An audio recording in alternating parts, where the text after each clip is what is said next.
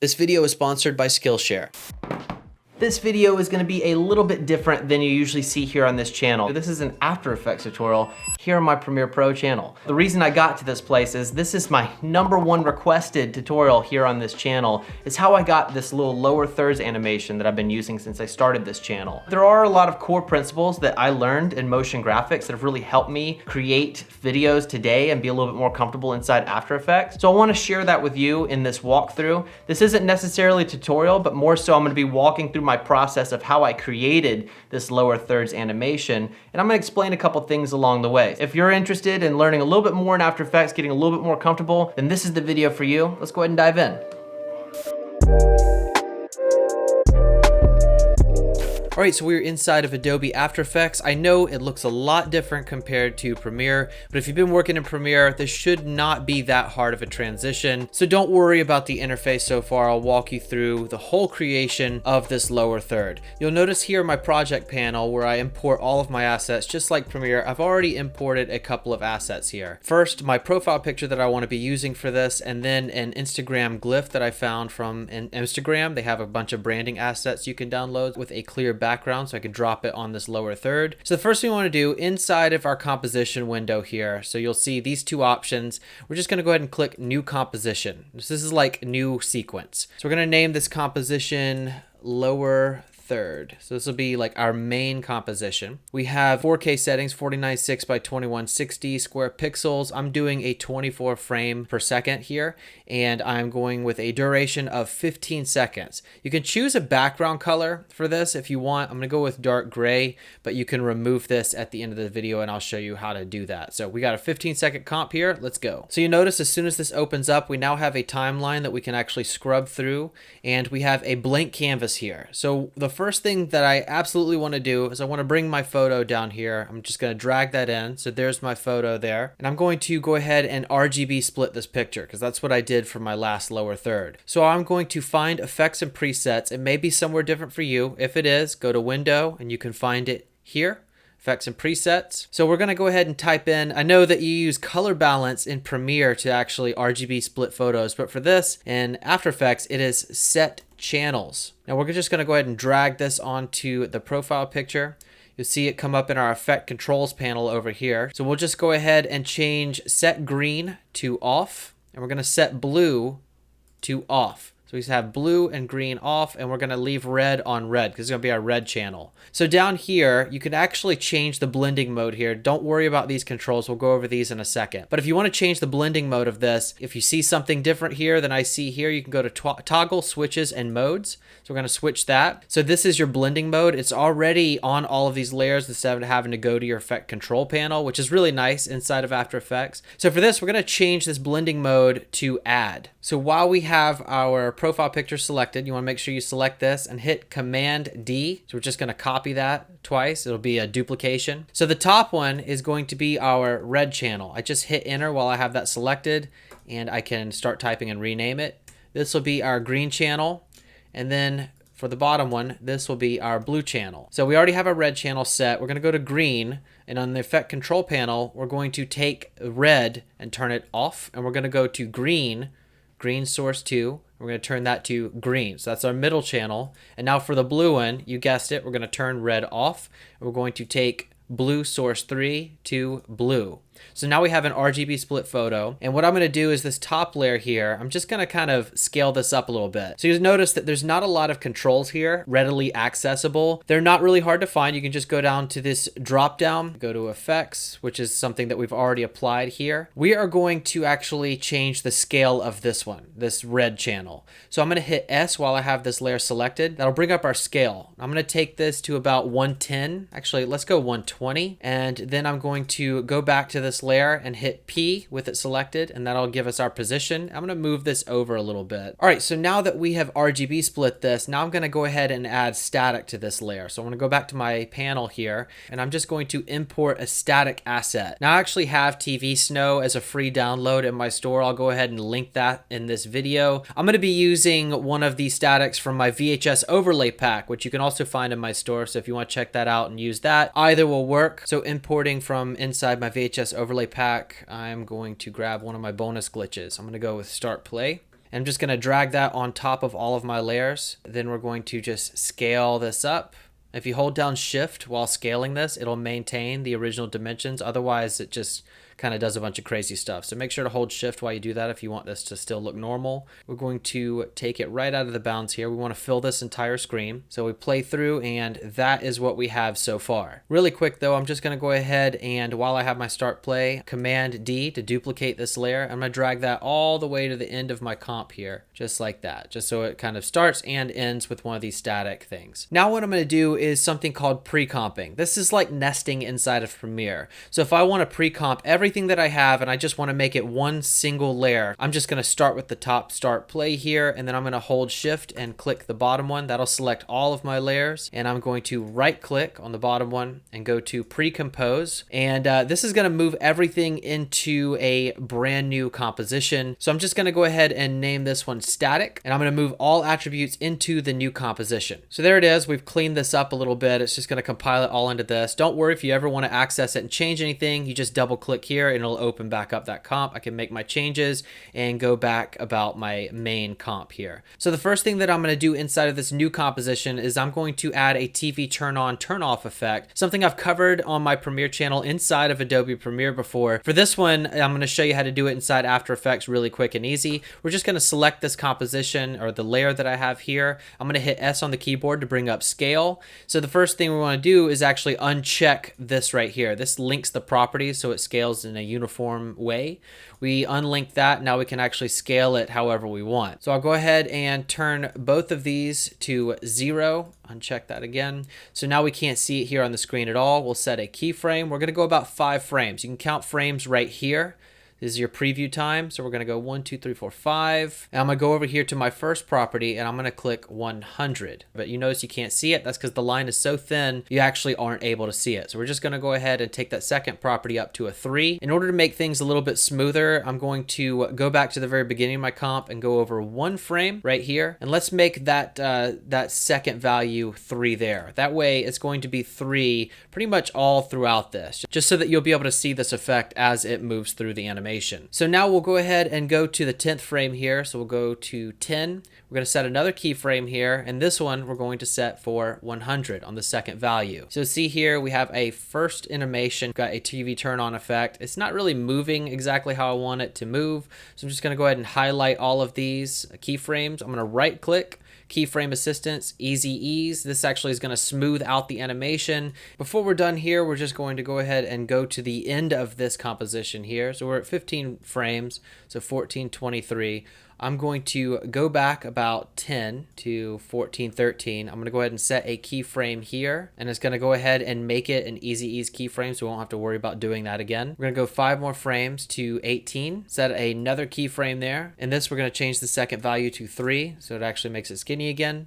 Then we're going to go to the end, set a keyframe and go back 1 and set another keyframe. Remember, so we still want to see this line as it collapses. Now we'll go back to the end and just go ahead and 0 both of these out here.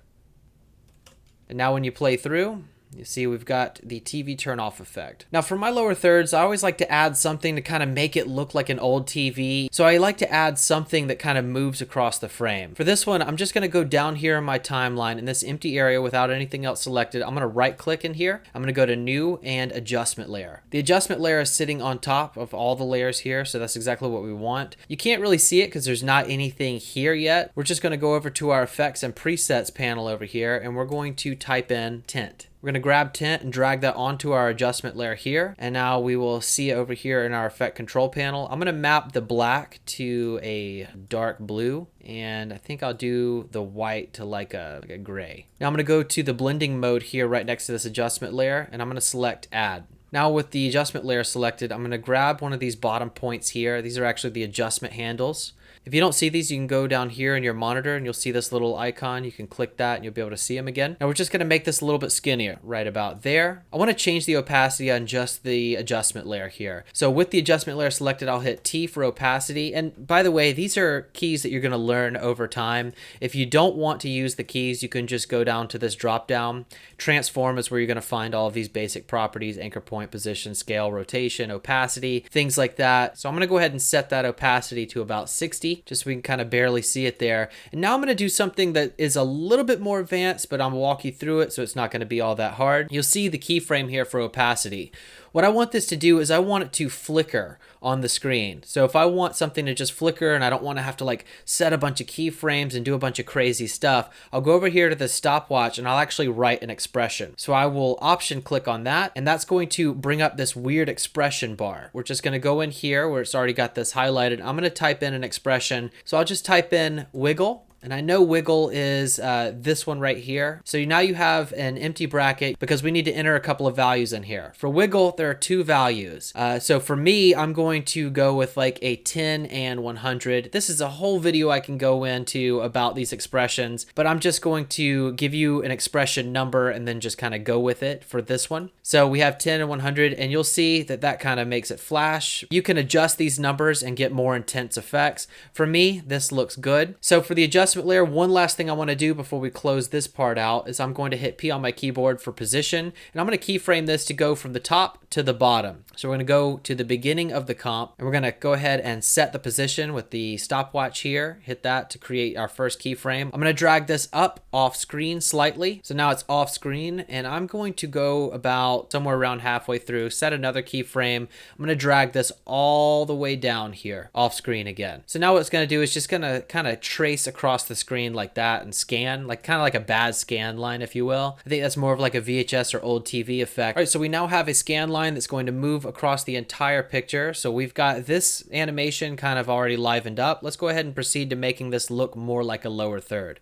I'm going to select my adjustment layer, and I'm going to select my static layer by holding down Shift, and I'm going to right click and pre-compose both of these. And this one I'm going to call a bubble. Now we're going to create a mask over this so we just see a circle right here. So we'll go up here to our toolbar, and you'll see this rectangle tool, or you may see a rounded rectangle tool, ellipse tool, polygon, star, something of the like. You can actually make any shape you want. I like the circle, so I'm going to go with ellipse tool to make that. Select that. I'm going to go to the top over here, just make this nice and symmetrical, and I'm just going to click, hold Shift, and drag out, and that'll make a perfect circle. And I'm just going to go to this bottom here, touches the bottom of my composition, or barely off. Now that we've created our circle mask, I'm going to bump this over, and I'm going to go to my title action safe you'll find here. I'm going to go ahead and select that. And with my mask selected here, I'm just going to use my right arrow and bring that over just until it aligns here. So now we have a nice little profile picture ready to go. Before we move on to the next step, I just want to give a quick shout out to today's and this video's sponsor, Skillshare. Skillshare is an online learning community with thousands of inspiring classes for creative and curious people.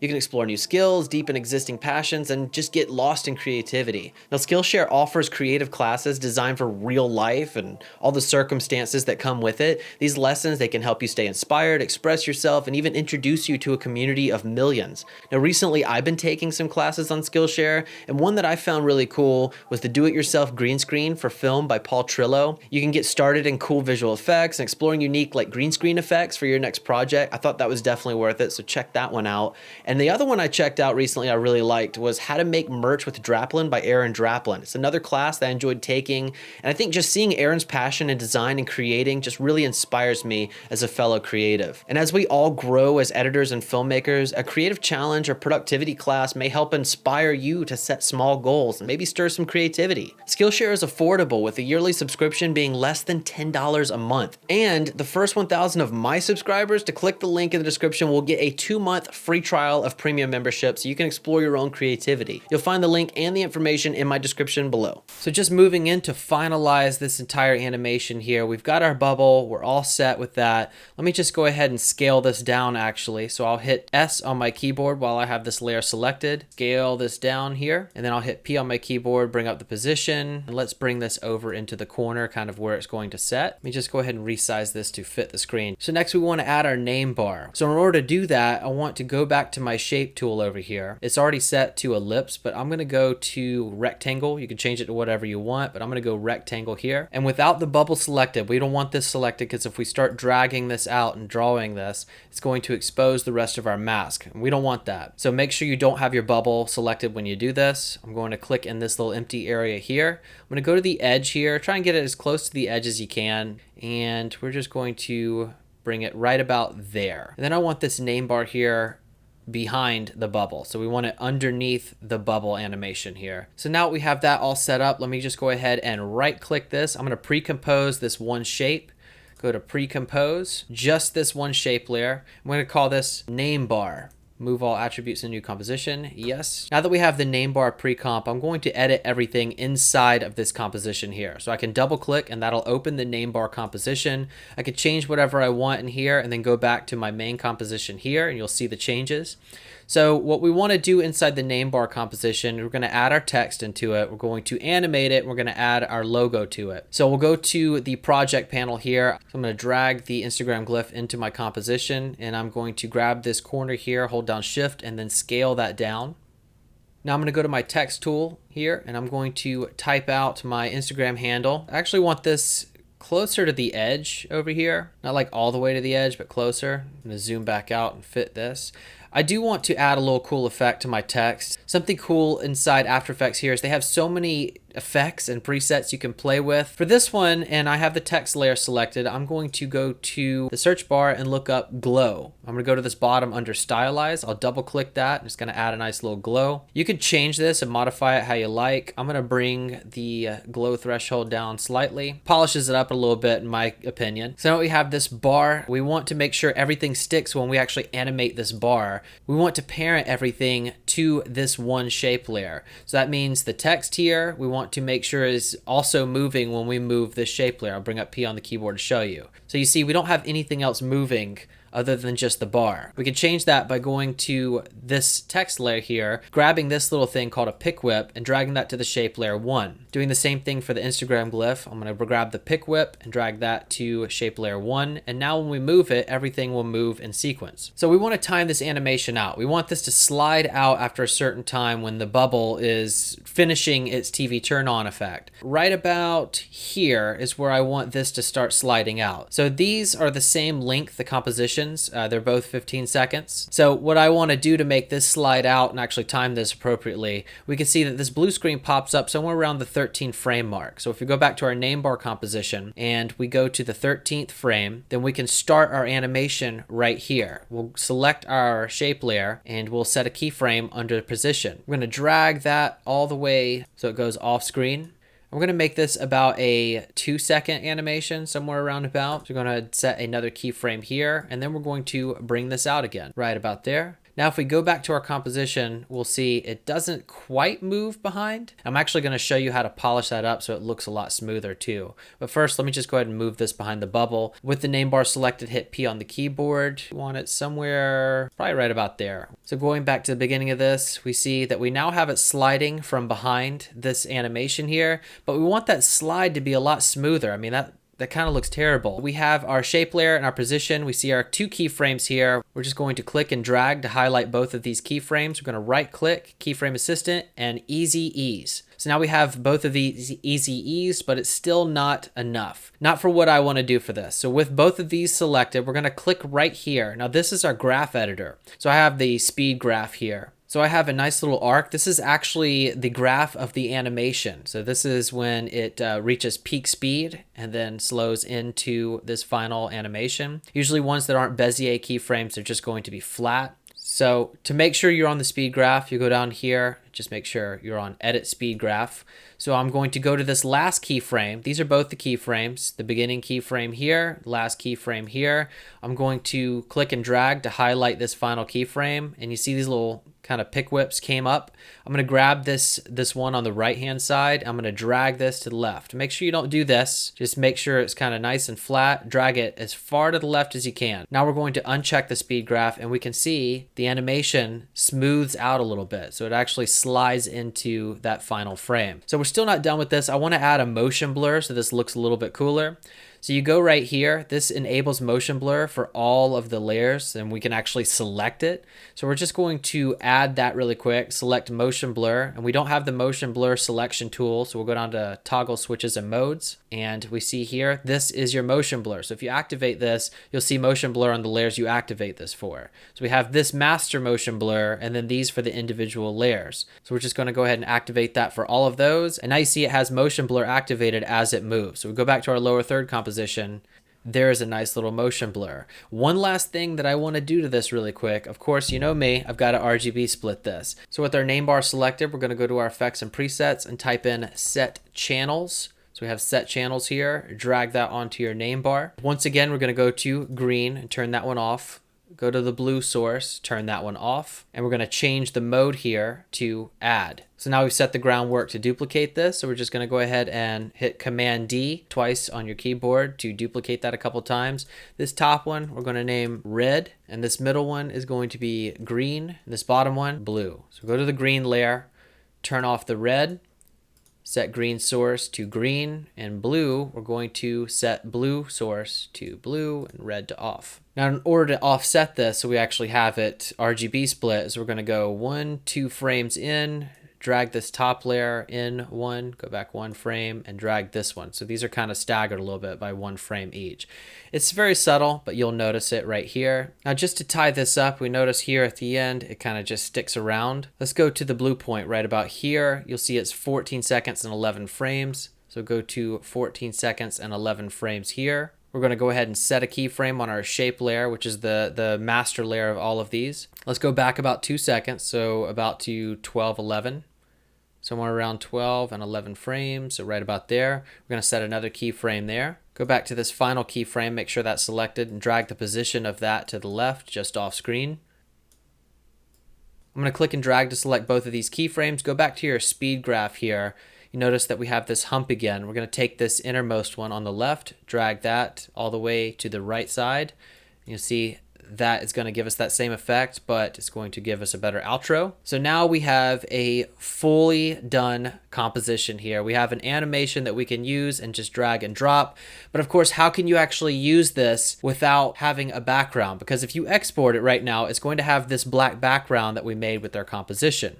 So in order to just export just this part so that you have a blank background, is you want to go to File, Export, Add to Render Queue. So when we add this to our render queue, we have a couple of settings here. I'm going to make this super easy for you. We're not going to go into all the different export settings, but I'll show you what I do for mine. Is I go down here to the output module and I click on lossless, and then I go down to video output channels, go to this drop down, I go RGB plus alpha. You could click here to name it and tell it where you want it to go. And you just click render and you'll render it out and you're done with the animation. And those are some of the most common core principles of After Effects. And I hope that some of this has kind of clicked with you. If it hasn't, make sure to drop me a comment below and I'll try and answer to the best of my ability. I'm not an After Effects whiz, but I've been doing my own motion graphics for years and know a little bit, so I'll be glad to answer to the best of my ability. As I always say, if you learned something in this video, like this video, subscribe to this channel for more filmmaking videos just like this one with post notifications on. And until next time, guys, that's a wrap.